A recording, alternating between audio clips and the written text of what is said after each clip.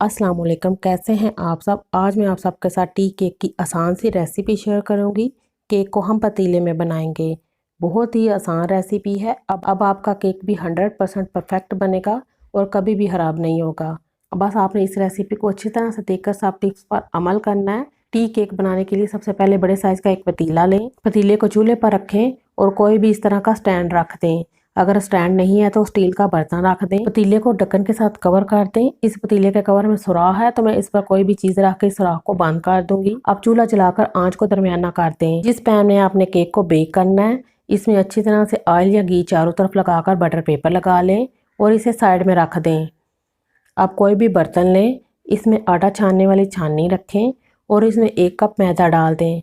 मैदे को मैंने पहले एक बार छान लिया था, फिर 1 कप भर कर मैंने मैदा ले लिया है। आप नॉर्मल साइज़ का चाय वाला कप भी यूज़ कर सकती हैं। 1.5 चाय का चम्मच बेकिंग पाउडर डालें और इसे छान लें। मैदे को छानने के बाद अच्छी तरह से मिक्स करें और साइड में रख दें।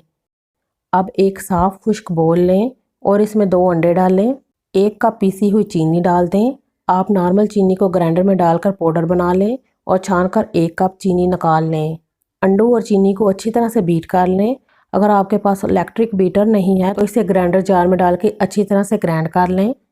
अंडों और चीनी को 2 मिनट बीट करने के बाद वनीला एसेंस इसमें डालेंगे 1 टीस्पून।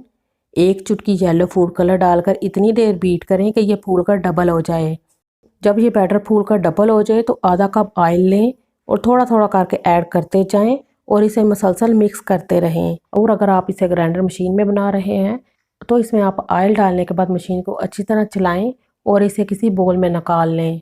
1 मिनट अच्छी तरह मिक्स करने के बाद आप इसमें थोड़ा थोड़ा करके मैदा शामिल करें और इसे मिक्स करते जाएं।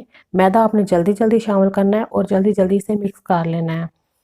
अगर आप इसे ग्राइंडर मशीन में बना रहे हैं तो ऑयल डालने के बाद मशीन को अच्छी तरह से चलाएं और तमाम बैटर को किसी बोल में निकाल लें और बोल में थोड़ा थोड़ा करके मैदा शामिल करें और हाथ के साथ अच्छी तरह से मिक्स कर लें। जब मैदा अच्छी तरह से मिक्स हो जाए तो आप फ़ौरन मशीन चलाना बंद कर दें। अब इसे जल्दी से केक टिन में डालें। 1 से 2 बार टैप करें और गर्म पतीले में रख कर कवर कर दें। चूल्हे की आंच को हल्का कर दें। इसे हल्की दरमियानी आंच पर बेक कर लें। पतीले में केक पैन रखने के बाद आपने 25 मिनट तक इसे बिल्कुल भी नहीं खोलना। 25 मिनट के बाद एक बार इसे चेक कर लें। पतीले में केक को पकने में 40 से 45 मिनट लगते हैं। आप दरमियान में इसे 1 से 2 बार चेक कर सकते हैं। ये केक 40 मिनट में बेक हुआ है। देखिए कितना सॉफ्ट, नरम, मुलायम, मक्खन जैसा केक बना है और जायके में बेकरी वाले केक से भी ज़्यादा मज़े का है। आप भी इस रेसिपी को ज़रूर ट्राई करें। बनाकर अपने मेहमानों को खिलाएं या बच्चों को खिलाकर खुश कर दें।